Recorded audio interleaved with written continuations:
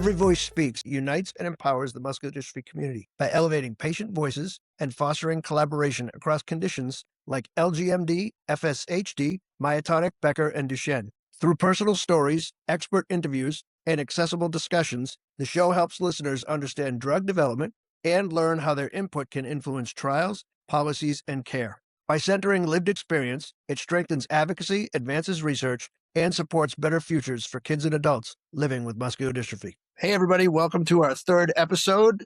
I'm Pat Moeschen, and we have Kathryn Bryant, and we have a special guest today, our friend Abby Lehner, joining us on today's show. And we are going to today talk about the fact that as an adult living with a disability, it comes with a cost. We're calling this episode Being Disabled is Expensive, and we want you to know that disability comes with a price tag that most people never see. We're going to talk about different layered costs. We're going to talk about things that we face that others don't. And while we realize that everybody's car breaks down and everybody goes to the doctor and has a copay, and everybody sooner or later goes to the dentist and your stuff is not covered, and everybody pays a lot for groceries and gas and all of the things, we have all that as well. And we have the cost of things that insurance doesn't cover, like part of our chairs, wheelchairs, home modifications, travel costs that are more steps. Anyway, we're going to talk about all that and more on today's episode. So you already know Kat and I as the co-hosts of this podcast. Kat, would you like to say hello? Hey, everyone. I'm so glad you're here, and I'm glad to see Abby with us today. And Pat, this is going to be a good episode, very conversational, because I think we're just going to really get down to the nitty-gritty of the cost of living with a disability. And I am excited to talk. And I think when we talk about disability, ours is a little bit different because all of us are living with a progressive condition. And so the cost of having this condition that we have like this year will be different in 5 years because we will have progressed and there's going to be a new cost associated with this disability. So I'm excited to have this conversation because this disability is not static, it's ever changing. I think that is an excellent point to start off with, and people need to realize that as our lives progress, so do the costs. So we're going to highlight some real financial burdens of this chronic rare illness that we live with. And again, we have a young lady named Abby Lehner joining us today. And while you know that Kat and I live with limb-girdle muscular dystrophy, Abby lives with SMA, which is kind of in the same stadium, but maybe in a different section of the stadium. Or as my grandmother used to say, right church, wrong pew. Abby, would you like to tell us a little bit about yourself? And if you're Yeah, comfortable, your diagnosis and kind of how life is going. absolutely. Well, first of all, thank you guys so much for inviting me on today's episode. A little bit of backstory about me. My name is Abby. I'm located in Boston, Massachusetts. I have a condition called spinal muscular atrophy. So essentially with this disease, over time, my muscle strength deteriorates at a rapid pace. And in addition to that, too, I have scoliosis. So when I was younger, I could walk. I was pretty mobile and independent. And then around age 11, because of the curvature of my spine, I got a spinal fusion to help correct that. And after my spinal fusion, I started using a wheelchair full time. Became pretty challenging to, again, be mobile and independent. But I'm very grateful where, despite having a lot of those physical challenges, I was always a very energetic, spunky, kind of happy-go-lucky kid. I was a blabbermouth, love to talk to people, love to be engaged, and again, just participate in my community. And I found a lot of that through specifically my middle school band program, which is where I ended up meeting Mr. Moeschen and how we all kind of got connected today. And I'd say that my connection to both music and being involved in community and also just not allowing my disability to stop me from having living a fulfilling and independent life is something Wow. that I've always had in terms of my general attitude. And I'd say even now, again, I'm living independently in an apartment. I have a wonderful roommate who's also a live in caregiver. I work full time for a remote startup tech company, and I can also drive myself with a fully modified van. I love to travel. I love to go to music festivals. I love going to restaurants. And again, love to just be active and engaged and never like a dull moment in my life. So I'm always on the go doing something. I love all of that. And yes, the full disclosure, I knew Abby when she was a young child playing saxophone. And we'll get to this later, but you also have quite the theater career. I know you've actually written a couple of shows and you've been on stage. So you are certainly somebody that's always been comfortable in your own skin. When you hear the phrase being disabled is expensive, because it's all over the internet, what jumps into your mind about the phrase being disabled is expensive? You know, when I hear that phrase, I kind of almost think of like two different perspectives. I think of first the assumed perspective. When somebody hears that being disabled is expensive, I think the first thing that goes to one's mind is the cost of access to medical assistance, right? But then I also think about the secondary perspective, which is the one that I am specifically living, which is all of the behind the scenes things that you don't really first initially think about seeing a Mm. person with a disability. And what I mean by that specifically is the amount of resources that goes into housing, that goes into transportation, that goes into independence. And all of those things exist outside of your diagnosis as a person with disability, you know? There's this extra added layer of consideration and cost when you're thinking about making sure your lifestyle is inclusive to you so you can still participate in everyday activities, right?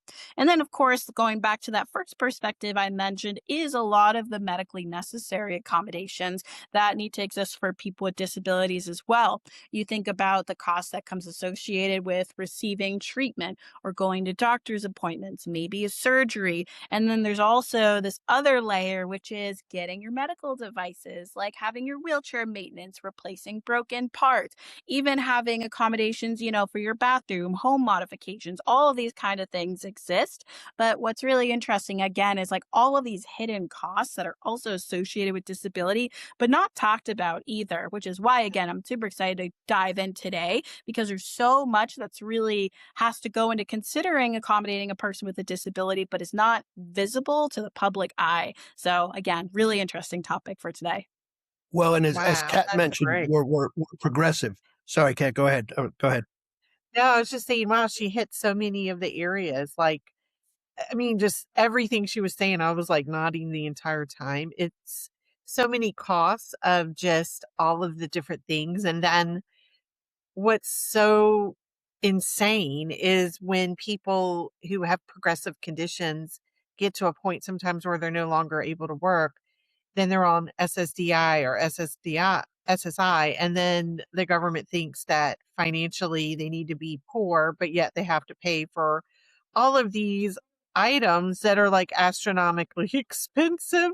And it's just like, it's almost ridiculous, you know, and don't even get me started on that. But I'm sure we will get to it in this podcast. But I just think this is such a great conversation to have. And gosh, I really, really hope there is someone listening that has more pull than what we have collectively to like address some of these issues. But even systemically, I'm just glad that we're having these conversations because it is so needed. Yeah, I agree. And for those of you that don't live with a rare chronic illness, SSI, SSDI, these are federal government programs, Social Security income and Social Security disability income. And even though all of us want to work, and right now, thankfully, all three of us are working, there may come a time when we're unable to do really any job that has, uh, a lot of physical ability with it. So what Mhm. happens is people apply to get on Social Security disability income, and it's really not even a living wage. But then what happens is the government caps your income because if you're making too much money, then they reduce your monthly benefits. So your monthly benefits also come with all these strings of what you can and can't spend money on. And you're also not really allowed to accumulate wealth. There are a couple of ways you can have accounts around that, but you can't have Social Security, disability income, and then have a large stock portfolio next to it, funnel money in and invest it.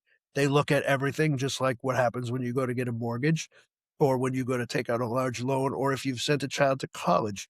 They'll look at all of your assets. And then if you have a lot of assets, they won't give you any assistance. They'll say, well, why don't you sell this or why don't you sell that? So it's the system is on paper when it was originally thought about. I'm sure it was a great idea, but it doesn't really translate. And so that's SSI, SSDI, and that we could have a whole other podcast on that. But as far as a lot of you listening, I know a lot of our listening audience, you may have a relative that has a rare chronic illness, muscular dystrophy, SMA, or something else, but you also might not have any idea. And you might know one of us, or maybe you don't know any of us, and you're just checking it out. So, Abby and Kat, what are some of the costs? Can we get specific that people would never think about this unless they actually lived our lives? Yeah, Yeah, I'm happy to chime in. Sure. good. It is really interesting that you brought up the topic of SSI and SSDI. And specifically, what I would like to talk a little bit is about how each individual state Medicaid program works. Yeah. So, originally, I'm Or from doesn't New work. Hampshire. Oh, sorry, what was that? I was going to say, or doesn't work because Correct. there's a How it lot of does not flaws. work. Yeah. That's Yep. right. So Yes. go ahead. No worries. So originally I am from New Hampshire and I was living there and I went to college and then initially entered into the workforce, and I'm very grateful that I have always been very ambitious, and that goes in my personal life but also for my professional life too. And I had reached a point in my professional career where I had to make a decision. I was up for a promotion at work where I would become head of customer experience, overseeing an entire department and really taking a leadership position in my company. However, because of the way that New Hampshire's state Medicaid program works is if I were to exceed a certain income level for my professional career, I would no longer be eligible to receive Medicaid benefits. And through Medicaid is how I hire staff and pay all of my personal care assistants. So I was at this kind of crossroads where I was unable to remain in New Hampshire and work in this leadership role. Otherwise, I would lose all of my access to personal care attendants, the people who get me up during the day. Thank Sorry, go you. ahead. Yeah. No, that's exactly. Again, I'm framing this up so our audience really understands, because people that don't live with a disability like ours, they may even say personal care assistant. What is that, like somebody that goes and gets you dry cleaning? Do they like do your shopping? Uh, Oh, maybe, but no. We're talking about activities of daily living, or in the business we call them ADLs. So, Abby, are you saying to me now, where our condition has progressed, are you unable to basically get up, get showered, get dressed without the help of another human? Oh, yeah, correct. Yeah. So, my personal care attendants is essentially the only way that I am able to function on a daily basis. These are the Yeah. people who get me out of bed, who help me with meal preparation, help me transfer in and out of my wheelchair. Essentially, without access to personal care assistance, I would not be able to function as a normal human. And so the way that Medicaid works is I am eligible as a person with a physical permanent chronic disability to receive PCA care from the state. And essentially, what the state will do is evaluate my income. And based on that, I am either eligible or ineligible to have PCA services covered by the state Medicaid program. So when I was in this particular position of being eligible for a promotion, if I had accepted that while living in New Hampshire, I would be over the income threshold and no longer have access to any PCA care whatsoever. Because tell me why, in the state government's eyes, if I make X amount of dollars, I now can magically afford to pay for 80 hours of PCA services by myself. That's not L- realistic whatsoever, you know? No, not realistic, but I also want to make sure that we are realistic on this podcast without being exact. Could you tell us a little bit about what the salary bump would have been? And can you please tell us also what PCA services charge, whether you go through an agency or you try to find somebody to private pay? We're not talking Yeah. about, go ahead, because I think their ears might perk up at these numbers. Yeah, absolutely. So at the time that I was up for my promotion, I was going to receive a $15,000 increase in my salary. So really, again, if we're talking about bigger picture, $15,000 more per year doesn't really equate to the cost of all of my already existing living expenses and then my 80 hours of care. And roughly, I believe that the pay wage at that time for PCAs was $12 an hour. That was like the minimum threshold for PCA wages. And then the maximum threshold of PCA wages was $20 an hour. So again, if we're going to multiply, let's even just do like the bottom end of the threshold, if you do $12 an hour times 80 hours a week. And again, that's just per week of what I require for care. I'm not great at math, so maybe somebody can look up the calculation of what I'm that doing it is. right now. I'm on it. Yeah, perfect. I'm glad we I'm have doing it some 80 in math my times head. I'm just joking. I'm gonna let 12. Pat do it. That's $960 a week for $12 an hour at 80 hours, so $960 per week. Now, $12 an hour. I don't want to be mean to anybody, but we can have a job where we're preparing fast food or we're working at Dunkin' Donuts or something else like that where we make our own hours. A PCA, if you need to be at your job at 7, you have to get up at 6. They have to be at your house 5:45, 6 o'clock. That doesn't matter if it's raining, sleeting, snowing, or sunny. And I think we've all run into the other problem where it's hard to get and maintain people that are going to do this for such a low amount of money that are you can count on them.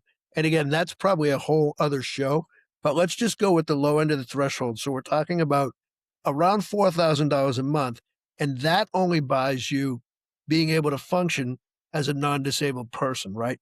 The $4,000 a month gets you dressed, washed, fed, doesn't clean your house, probably also doesn't, No. make sure your car. That's like the bare. So $4,000 a month. All right, we can do Yeah. that math pretty easy. That's a little bit under $50,000 a year. Now, I don't know any Medicaid program in this area of the country, which is the Northeast, that will basically say, "Here's a check for 50 grand. Go get some people." It doesn't work Yeah. that way either. Kat, you were going to jump in. What were you going to say, Kat? No, I'm following this conversation. Like I literally want to do like 5 episodes about all of these I know. topics because they're I so know. like rich and like no, I don't know that I'm hearing any podcasts talking about this. Maybe there's one out there. I don't know, but if there is, point me to it. But yeah, so here's the crazy thing. So Abby, what it sounds like, and I think this is legit. Everybody that I hear is telling me the same thing. So you're working full time. So guys, imagine this. This is a person that is working full time and wants to work full time. And she is on Medicaid support services, which is a waiver program. And think through, audience, that this is someone who is working full time and Medicaid waiver is paying this person to help her.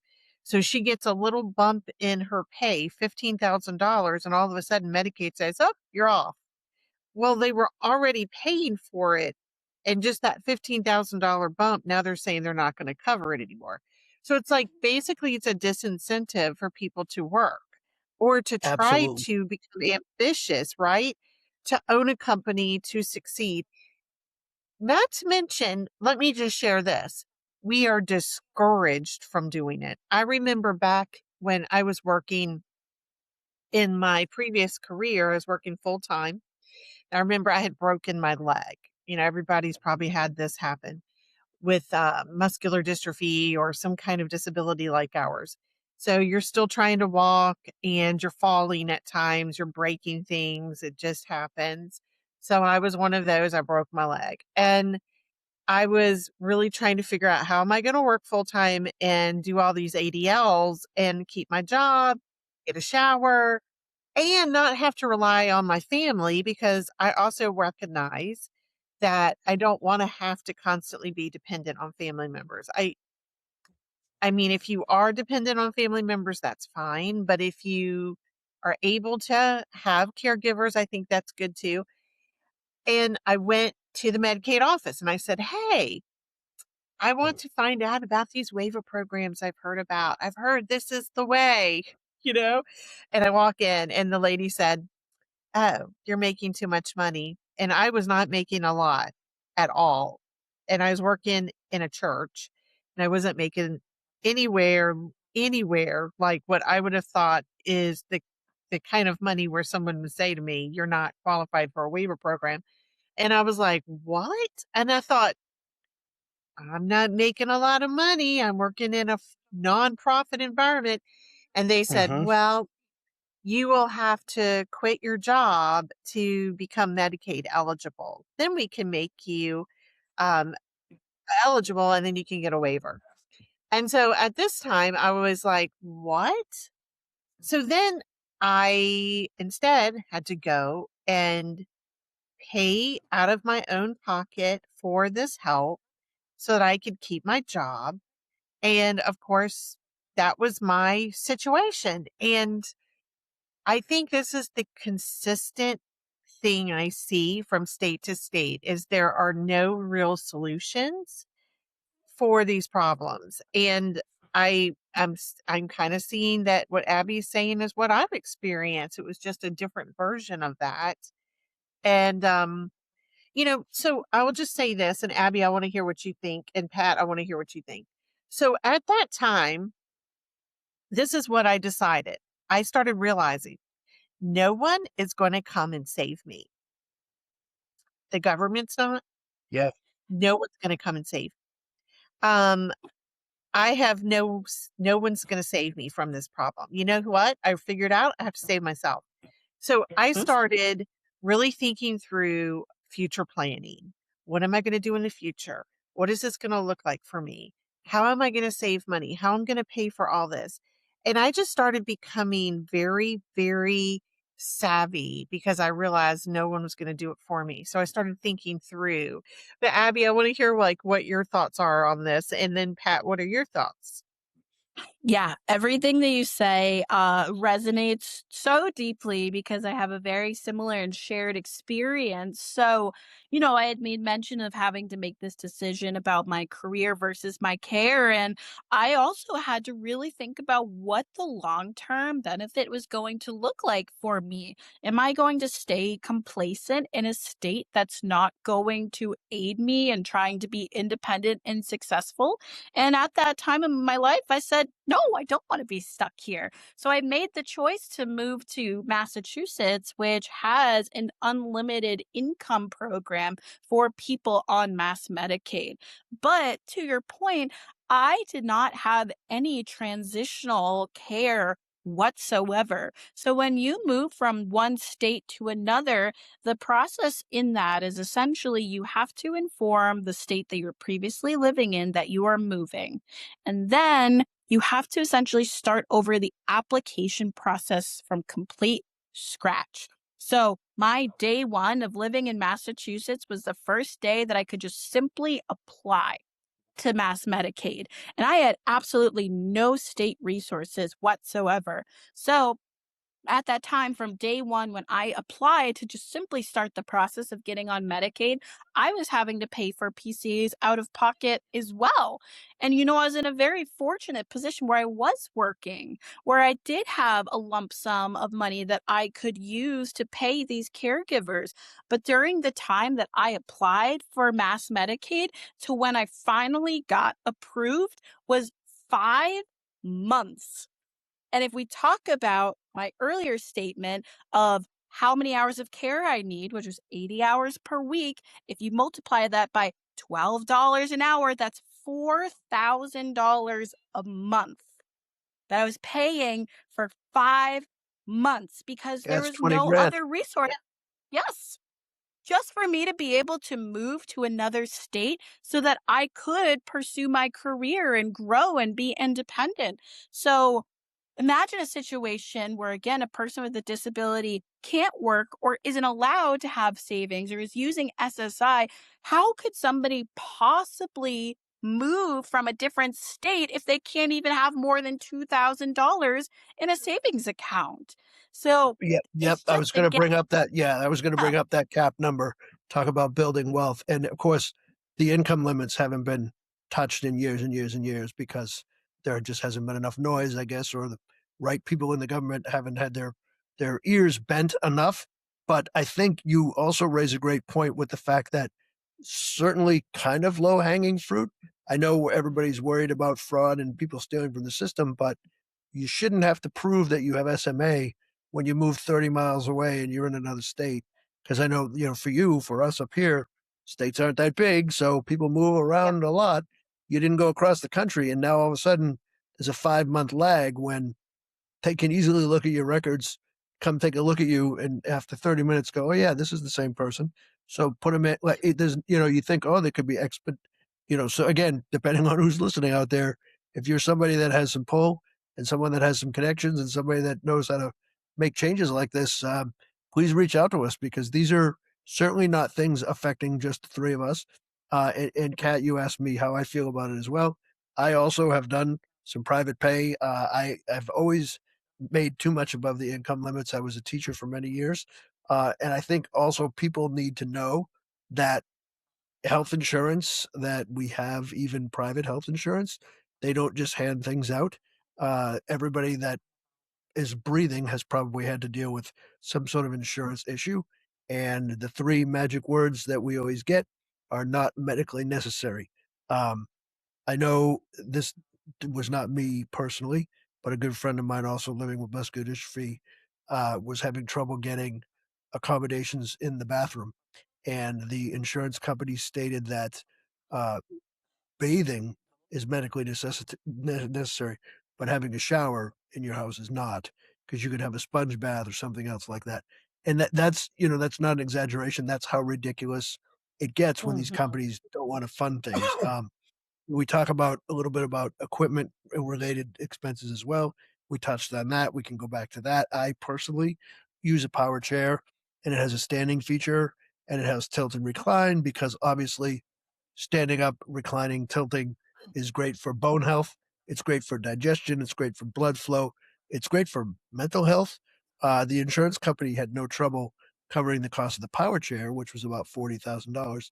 But the $3,500 attachment that makes the chair stand, they would not budge. And they said no, because standing is not medically necessary. So it took me 13 months and several levels of appeal to have them actually say, oh, well, maybe.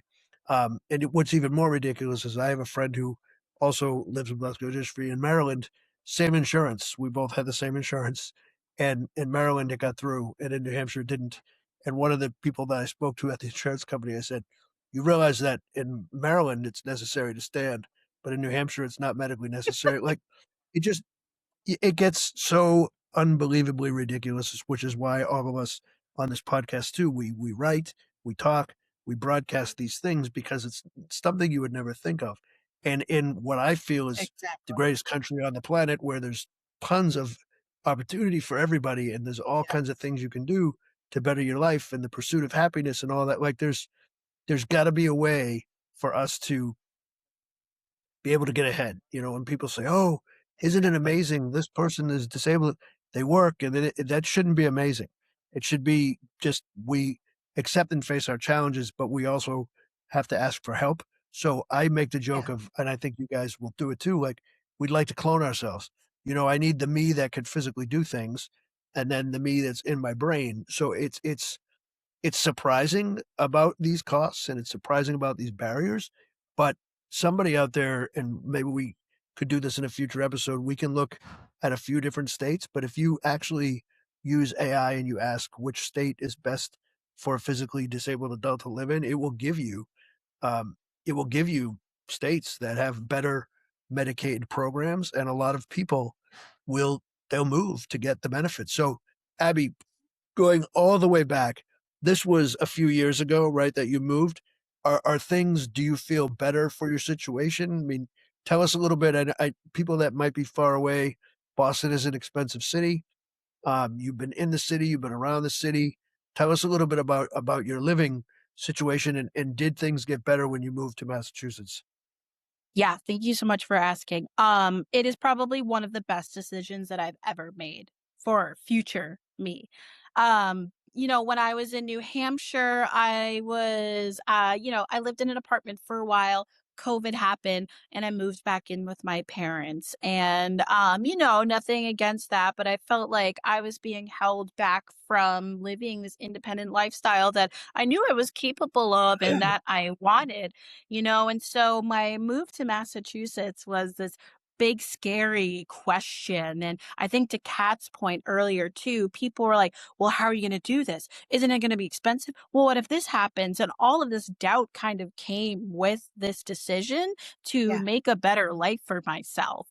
And I know as part of it was out of the feeling of wanting to protect me, but at the same time, I knew that I would never be able to actually flourish and grow if I just stayed complacent in my current living situation. And so when I did move to Massachusetts, yes, during the first 5 months, it was a lot of work and it was really scary because I was just constantly waiting. When is Medicaid going to get approved? When can I hire these PCAs and not use my spending money? How am I going to afford to live in the city? But, I put together all of the puzzle pieces once again to allow myself to grow. So things did fall into place for me. I did eventually, again, get the Medicaid approval so I could start hiring, recruiting, training, and managing a great, great, great team of PCAs. And then I was able to accept that promotion at my job, begin making more money. And then I could afford to live in an apartment, to be able to finance myself independently, to live on my own, to be able to have all my PCAs like assist me and engaging in my everyday activities of life. My career was flourishing and I had that satisfaction of, oh my goodness, like I can do this and I'm actively doing it right now, despite all of the barriers that are put in place against people with disabilities. And so it took a lot of work. It took a lot of my community and a lot of, advocacy to make this happen. But I'm now at a point in my life where I can actually progress in my career. I'm not letting my finances stand in the way of me being successful. And having this really great career is letting me live independently. It's letting me live independently. It's letting me travel. It's letting me engage in activities that I really want to do and is allowing me to be who I am. So I think, again, despite the hard work and the challenges, moving to a state where now I can work and not be punished for having a fruitful career while also being disabled is amazing. Well, and I'm sure Wow. that on the other hand, you're working full time. Massachusetts probably also enjoys you paying into the system in the taxes, and being, you're now your discretionary income is going to be spent down there. So it's New Hampshire's loss for the fact that they don't. It's almost like they don't think about those kind of things where you're paying into the system more than you're taking out of it. Uh, Kat, you seemed like you were going to jump in there. What do you got? Oh, I was just saying, it's really one of these things where the system doesn't work at all. To Right.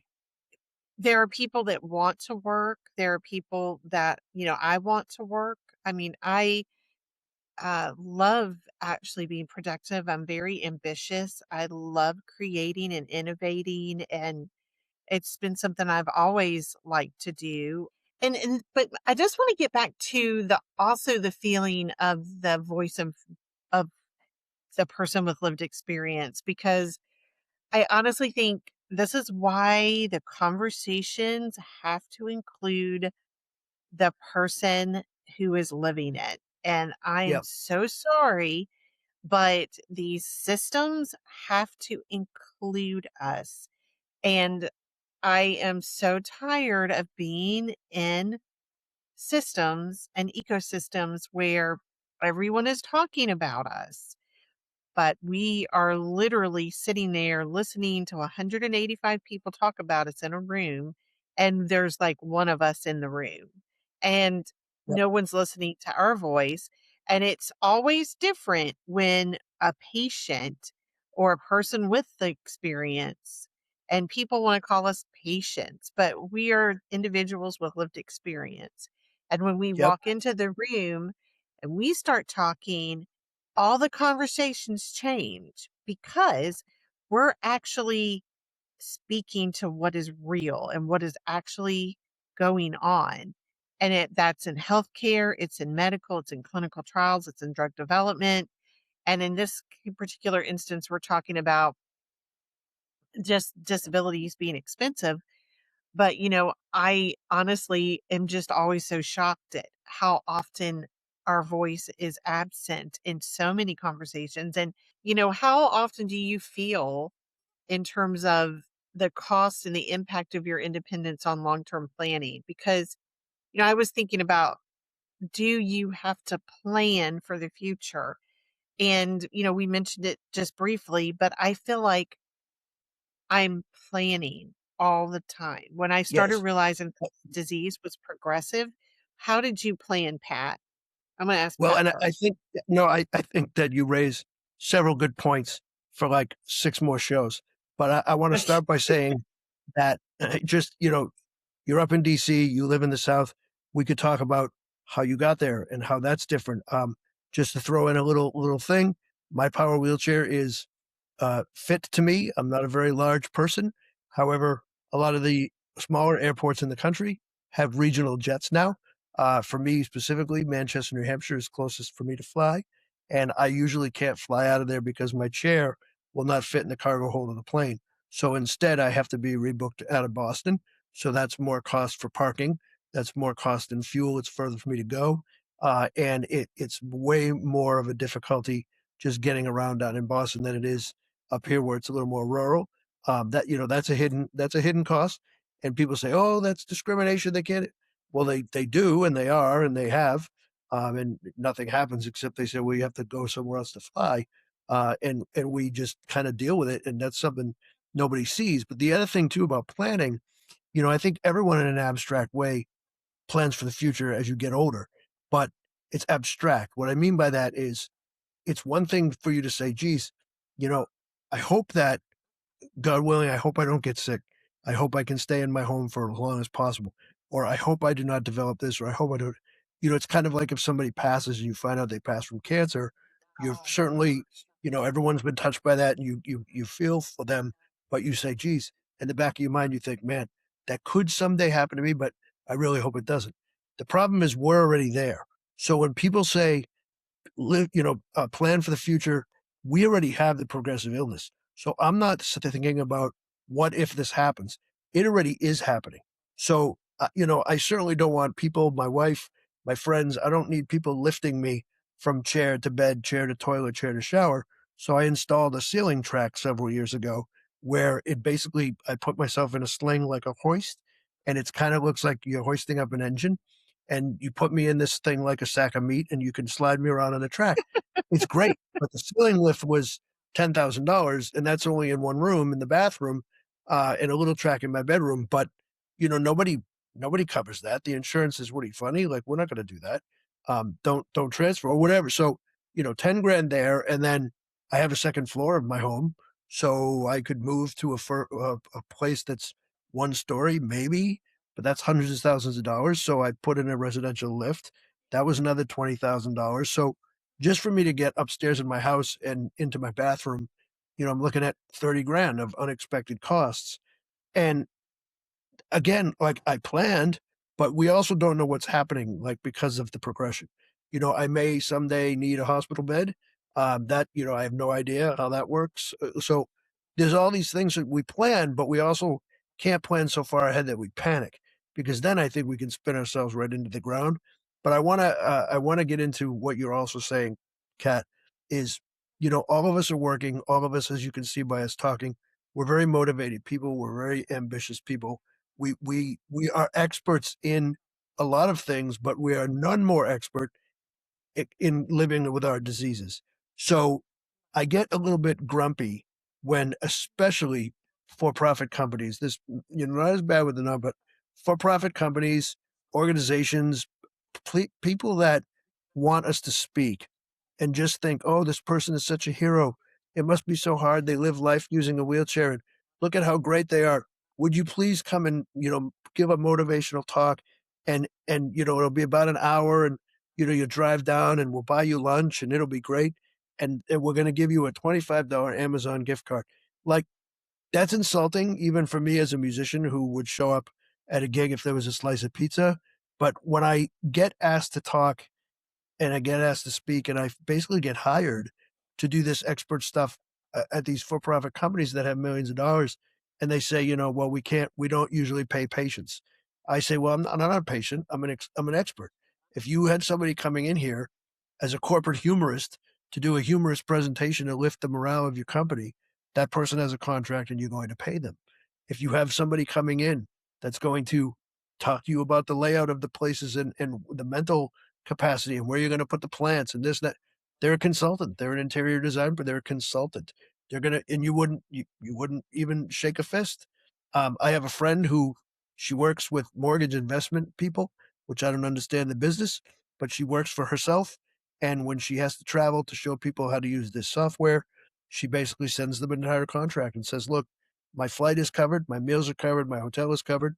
And then depending on the work, if she's gone for a week, she told me she can easily get $10,000 or $15,000. Nobody bats an eye. And I think, man, and I'm going around doing these talks and for nothing. And that is another thing that drives me nuts. If you're going to ask us to do these things, you have to come up with some money, period. And I have said no. I've started to say no. I've said, I'm sorry. If you're not going to be able to pay me, I'm not going to be able to speak. And I kind of feel bad doing that. Like, who do I think I am? But if we don't start saying no, it doesn't end and people will take advantage of the situation. Exactly. No.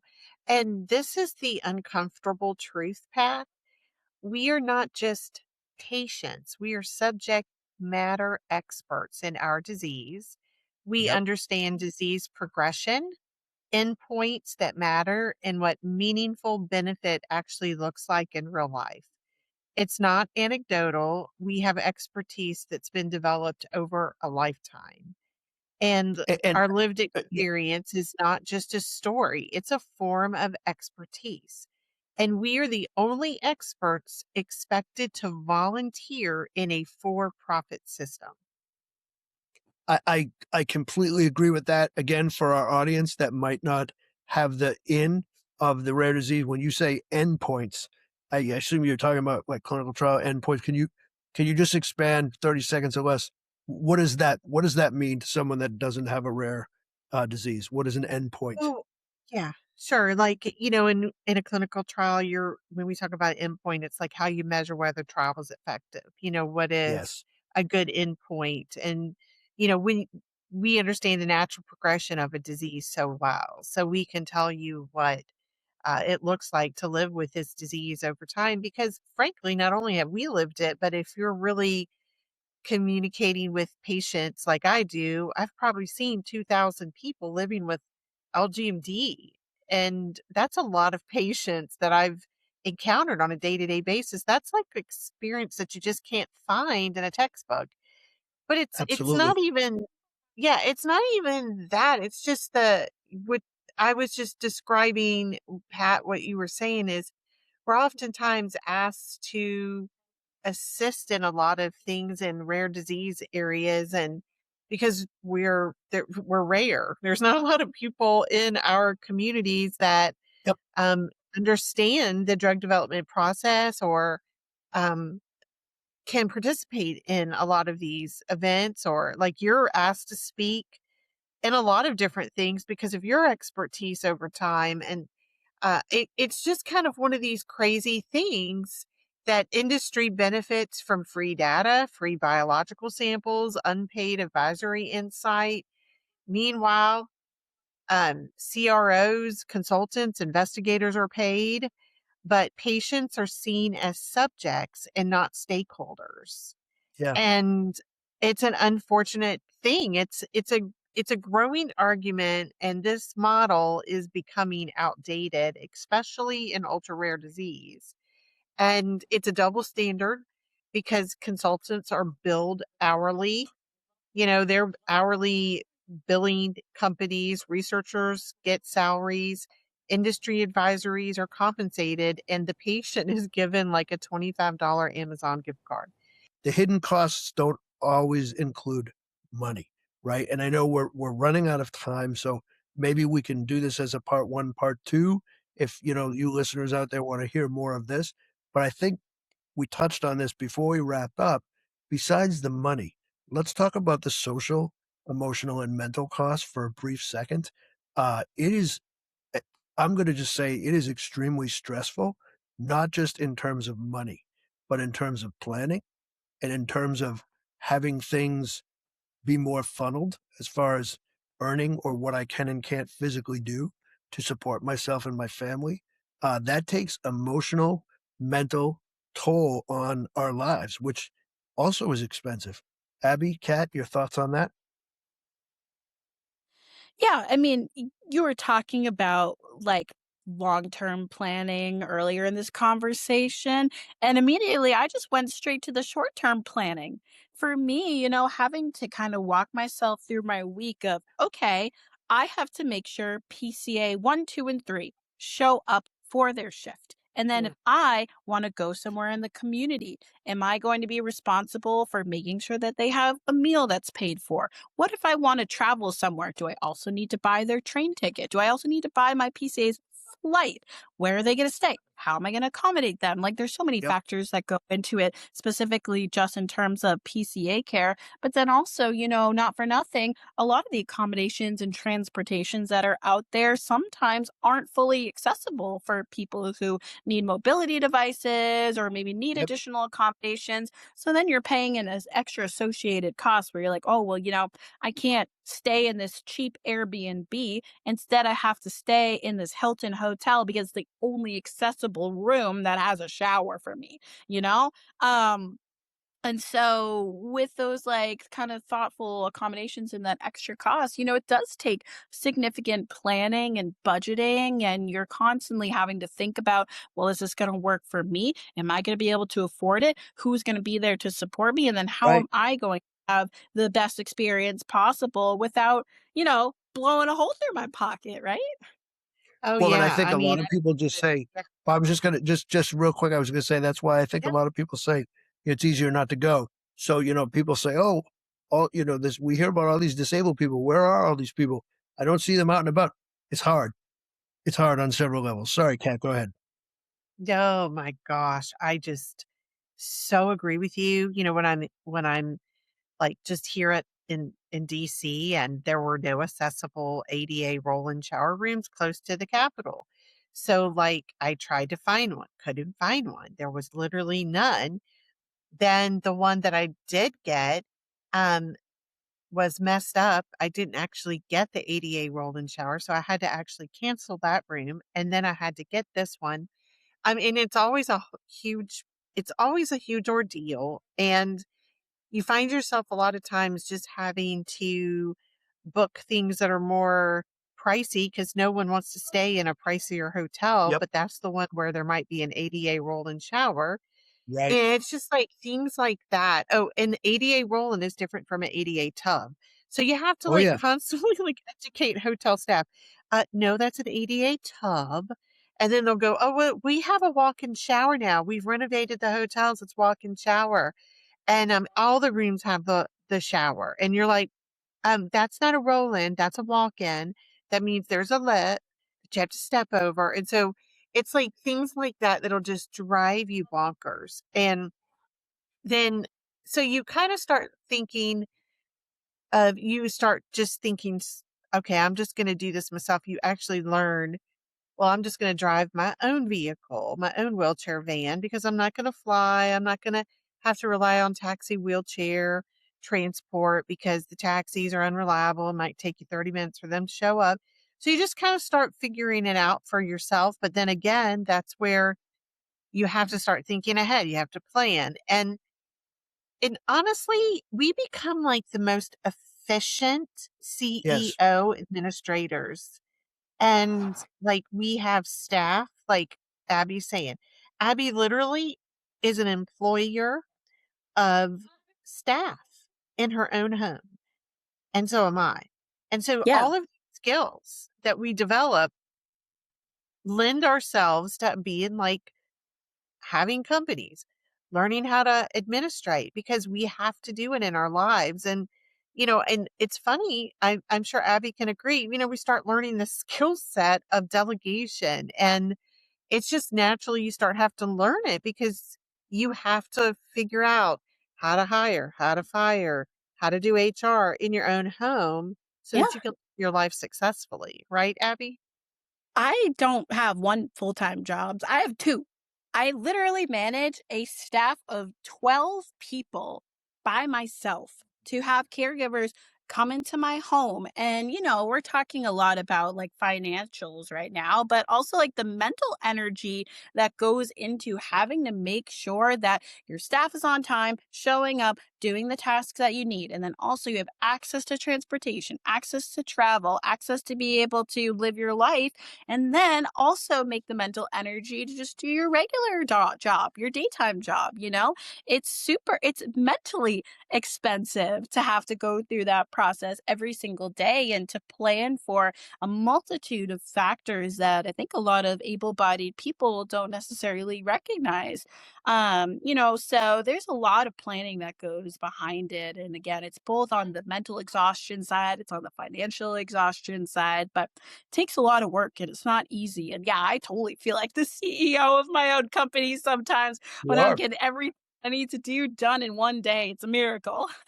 You No, are, it's, and yeah. you have time to come on a podcast. But I think too, again, when we listen back to this before it goes live, I'm certainly to take some notes because I think we have future episodes here of things people might want us to drill down on, which makes me say always now, if you're listening and you have a point or something else you want us to talk about, please let us know. Send us an email and you can see that if you go on to the YouTube page, you'll see a way to contact us. But it goes without saying we don't want to leave everyone on a down note either. So people also ask us, well, how do you do this? The simple answer is, how do we not? We have no choice. We have to figure it out. So then the next question is, how are you empowered? And I think we're mostly empowered chiefly by right here. We're making connections. I know that if there's something that I come up with and it's going to be a hiccup and I'm not going to know what's going on, I can call somebody. Or if I say, oh, I've never traveled to this city, somebody has, or there's information online. Or like Kat is saying about the ADA, which is Americans with Disabilities Act, where, you go to a hotel and we've just kind of, we kind of know like Marriott, pretty decent. They have some options. Other chains, maybe we stay away from a little bit more, but when they say accessible tub, it just means they have like grab bars around it. That doesn't help for us wheelchair users. So, but we learn, but we also network a lot with each other. We talk about things. I know Abby, when Abby was going to possibly move out of the country, we chatted a lot about how that would look. And Kat and I talk all the time about just different aspects of our lives. I met with a family last week who has a son that lives with Duchenne muscular dystrophy, and they're talking about how they're going to modify their home. I got the computer and my wife gave them a little screen tour of our house, and you got to put it out there, and you have to network. And this podcast I think helps with that too. So we would love to hear from you also if you're living with a disability and you have expenses and cost things that you would like to share. Please take the time, write us a note, let us know, because that's how we empower each other. And eventually somebody in government will hear us and say, why isn't it, how come not enough people are working on this? Or is it time to look at state across the country and how is this getting funded and what's going on? Like there are millions of people out there that are living with a disability and we should not be penalized to work. Simple as that. And if you call it a living stipend and we have to use that to pay for people to make us accomplish things, why shouldn't that happen? Like I said, we're in the best country on earth. I'm quite sure if Stephen Hawking was here, he would tell us that he had round the clock care as well. He just also happens to have an IQ of 3,000, so he had tons of money. That's not the case for the majority of us. We need help, but there's nothing else holding us back. Like I said earlier, being disabled is not the tragedy. The financial burdens are the tragedy, and they're all man-made. So we want to, let final thoughts to end about empowering and how we can work through this. What do you got, Kat, Abby? Well, I would say just for me at the Speak Foundation is we are the voice of the patient, Yeah. the voice of the person with lived experience. And I would say get involved if you want to get involved in advocacy, join us. There are other wonderful advocacy organizations out there, but just be a part of the conversation and be willing to speak up about your lived experience because the only way things will change is if we speak up. I agree. And I think speaking up from a position of power, it can definitely come across like we're complaining or we're whining and we're saying, why us? You did not hear from us at all this episode in that tone of voice. It's more, hey, this is what's going on. We want people to be aware of it so we can help come up with solutions to fix it. You know, Abby, thank you so much for coming on. Last minute words, sign off, and words of wisdom from a young lady living in Boston. Yeah, absolutely. And, I think the biggest thing that empowers me is community. And if you really think about it, the disabled community is the only community that anybody at any point in their life can become a part of, whether that Yeah. involves, age, accident, whatnot. I just feel like the disabled community it doesn't have the attention that it needs because everybody at some point in their life will experience disability. So being able to have these types of forums to educate and share and empower other people is so important because it not only applies maybe to that individual, but someone they know, someone who eventually becomes Yep. disabled or whatnot. So having resources and education and open conversation about this is so important for anybody to be able to be made aware of. So I'm very, grateful to be a part of this community and to have opportunities like this to speak amongst other experts, share our knowledge for somebody down the road who may really benefit from this type of education.